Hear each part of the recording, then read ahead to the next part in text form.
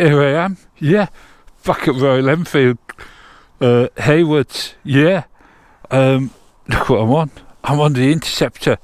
I guess you know what I'm going to be doing now. But anyway, brr, ding, yeah, clocks right way around. Oh, marvellous. Roundy clocks, the lot. Mickey Mouse mirrors. Let's get going, and I'll get Natter in. Oh, we're off. Oh, listen to that twin engine. Brr, lovely.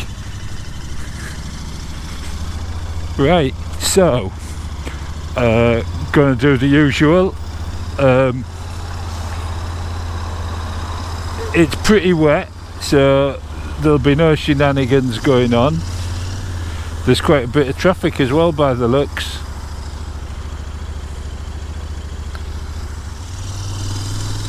So we're away at last.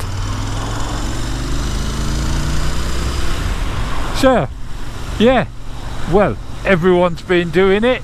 I'm not going to do it, but I'm going to tell you why I'm not going to do it as I go around, which I guess is doing it, isn't it? Yeah, bonkers. 2 roundy clocks, chrome round the top, needles that go the right way round, not that the others go the wrong way round. Mickey Mouse mirrors, ideal, chrome, nice.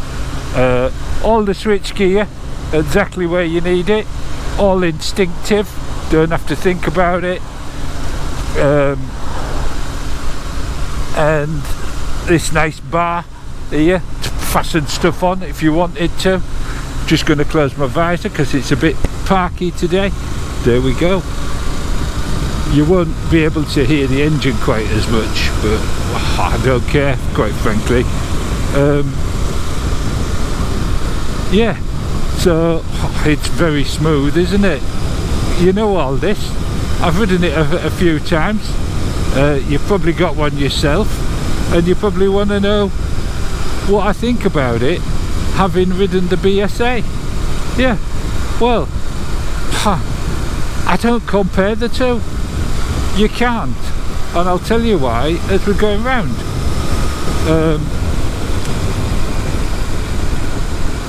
They are both 650s. That's what they have in common. The engine size. Price wise,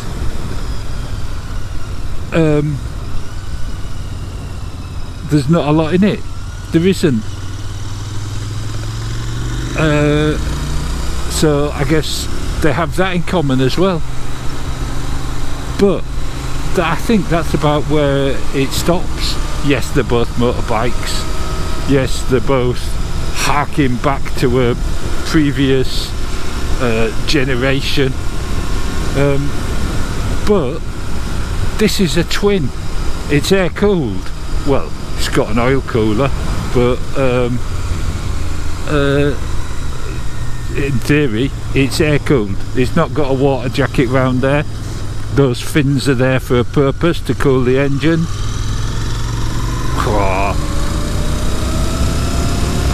And this feels sharper. It does feel sharper, but I think that's a little bit of deception going on. Yeah, I do. God, look at this road, all that traffic, and this road's empty, which is marvellous, isn't it? What I did want to do, I wanted to actually compare it to the Continental, but you know what? I can't. Splendiferous Green is all polished and clean and for sale. Yeah, I know. Heartbreaking. Splendiferous Green is going to go to a new home, which is marvellous for that, but not marvellous for me. I don't know quite how to feel about that, but there you go. If I had £5,295, I'd possibly buy it, but right at this moment, for just before Christmas, I haven't. No.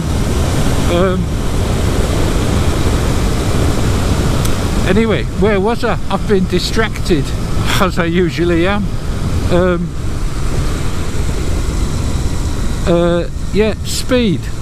This feels quicker, but I'm not sure that it is, really. It possibly is, it feels it, but that BSA has got long legs with that single cylinder. So they feel very different, and I'm not convinced that comparing them is actually viable on the engine. Handling, this Interceptor handles just fine, but you tend to be going a little bit quicker and a little bit sharper, or that's what it feels like. And that sort of leads you possibly into different situations, doesn't it? As you know, I've ridden the BSA on snow and ice, and I was thankful for that single cylinder engine and its long legs and its low down grunt that just gently pulled me along. Yeah. This would be a bit sharper, it might be a bit skatey in those sort of conditions, but I haven't ridden it in those conditions, so I can't say really. Of course, it's down to us how we ride the bike, so possibly I've just learned to ride this a bit gentler. Yeah.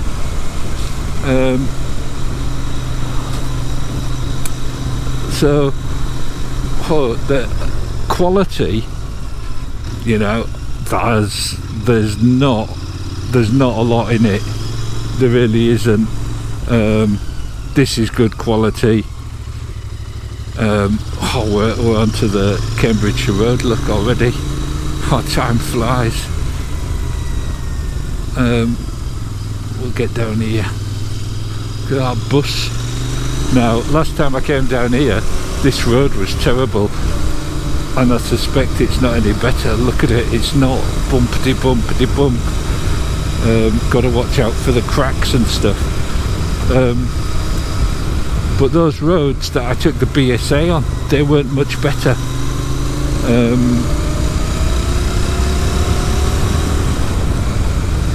This is possibly smoother. The Interceptor is possibly smoother. Once we get over the fact that you can't compare them because they are completely different bikes,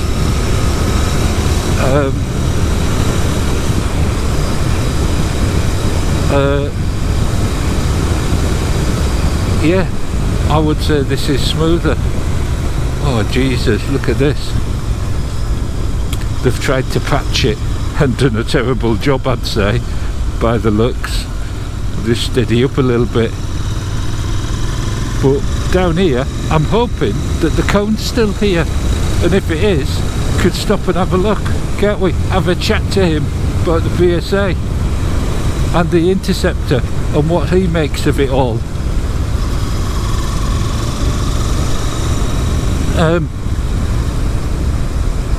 And then what we'll do is the senses. Yeah.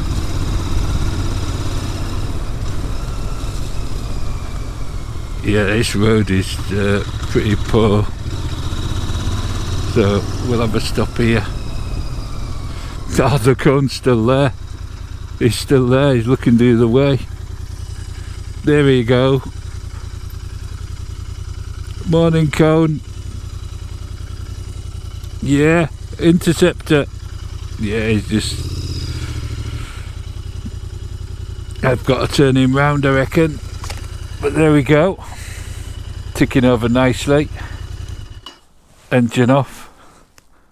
Side stand down.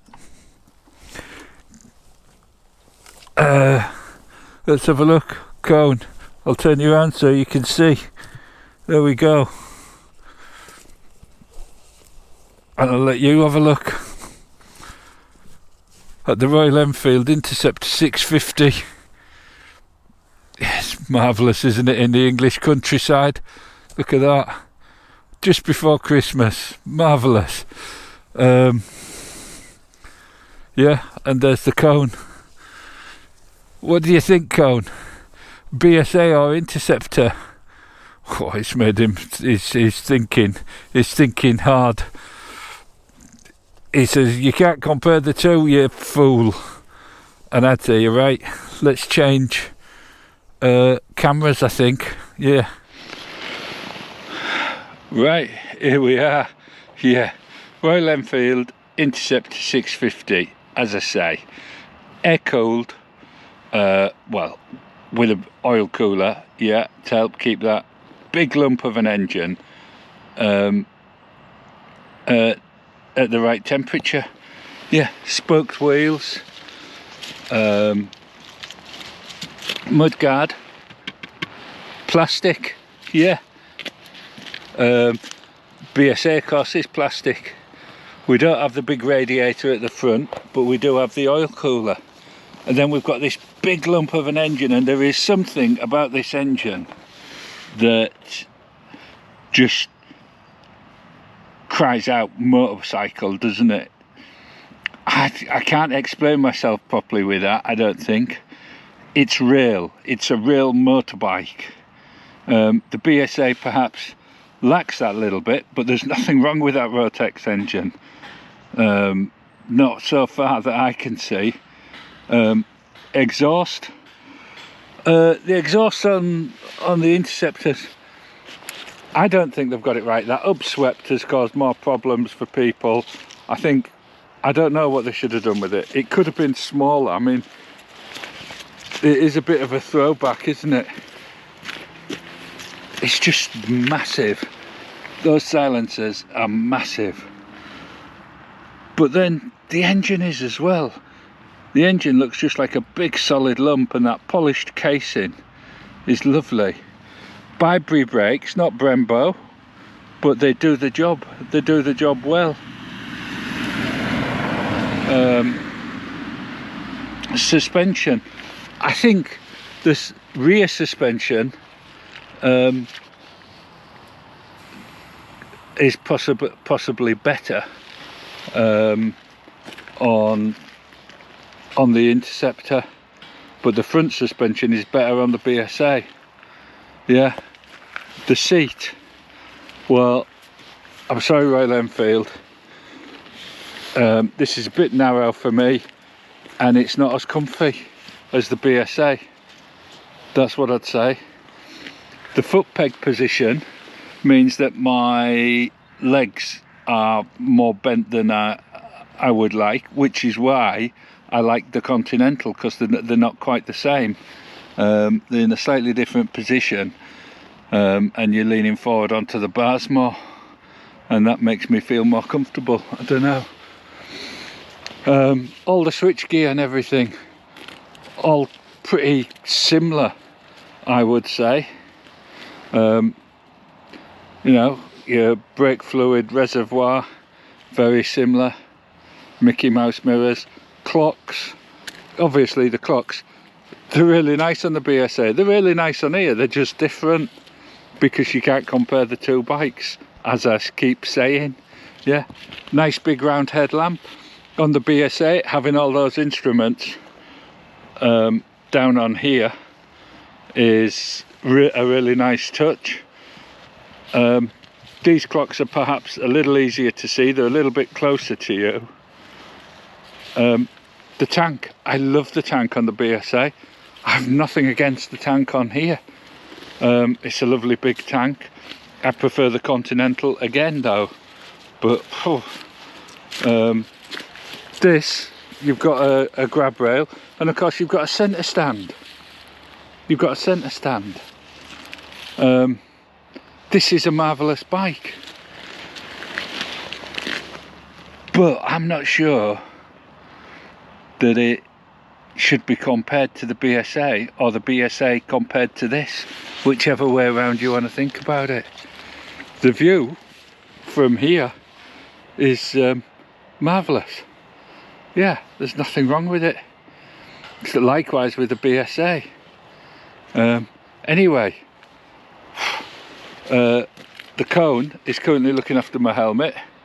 Yeah. But I'm going to get back on the road now. Yeah. So let's have one last look at it in its English countryside. There you go. Royal Enfield Interceptor 650, not to be compared with the BSA. Right, here we are, back on board. Ding. There we go. Let's fire it up. And we're off. Still got over half a tank. Careful on these slippery leaves. Oh, listen to that engine. Sweet as a nut. Lovely sound from the engine itself. The exhaust burble, even though they're big, they need changing for some Scorpions or something, I think, just to bring it more alive. But this is a marvellous bike, no mistake. And so what we'll do is we'll go through the senses. Yeah, that's what we'll do. Maddenly down there. I'm not going down there today. No, it's too wet and cold. Let's wait for this car here. Oh, beautiful balance. I can't remember on the way. This feels more nimble, but possibly heavier. I don't know. Get the visor shut.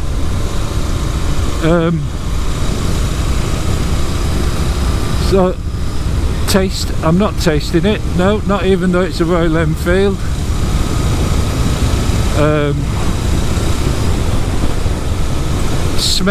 Smells marvellous still. It's done like, what, getting on for 1600 miles now, and it still smells like a new bike, no oil leaks, nothing like that. Yeah. Then to touch and feel, you know, quality, you know, for the money you pay, which is about £6,500 now. Yeah, they went up.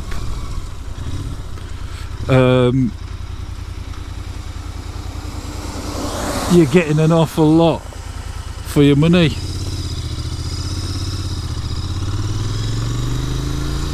This paintwork, well, I'm not sure about that sort of matte look. I'm not into that. I prefer the chrome, like the BSA. The standard paintwork on the BSA is excellent. If you want the chrome on the Interceptor, you've got to pay a bit more, about 6-7 I think. I don't know, I'd have to check that. He didn't have his indicator on, which is marvellous. To look at, well, it's classic. This is a motorbike. It looks like a motorbike. It is a motorbike. It sounds like a motorbike. It feels like a motorbike. It's got that big engine. I do like that engine.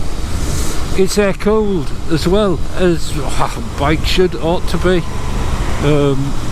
Or maybe that's just my, you know, my bringing up, my rearing. Afternoon cone, yeah. Let's get past this lorry. That's why I stayed over there first. Thank you very much.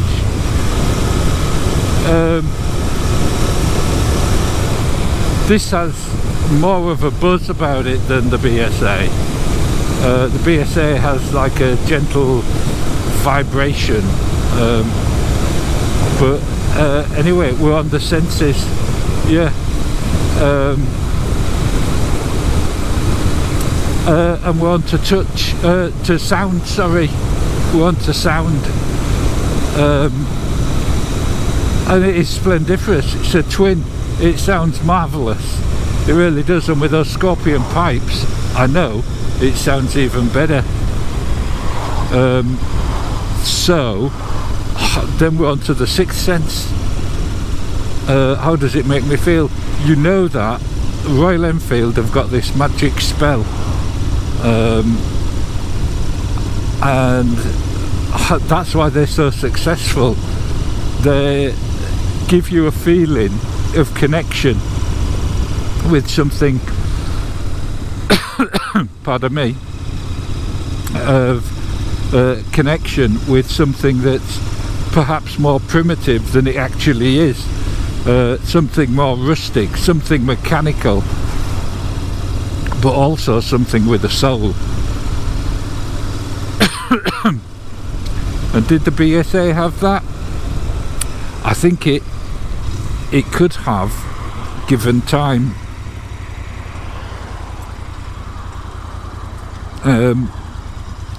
And so overall, what do I think? I think, as I said right at the beginning, that you can't compare the two for a start. But what I would do, which one would I have? Well, that's a tough one. I've got my Bonneville as a twin, I've got my Kawasaki as a twin, but I've also got Bertie, the classic 500, as a single. It's tough, and I can't call it. No, this is a marvellous bike, but it's not a BSA, it's not a 650 single. There we go, let's have one more look at it. These waterproofs cause more trouble than they're worth, I tell you. I get hooked on everything. Yeah, marvellous. So there we go.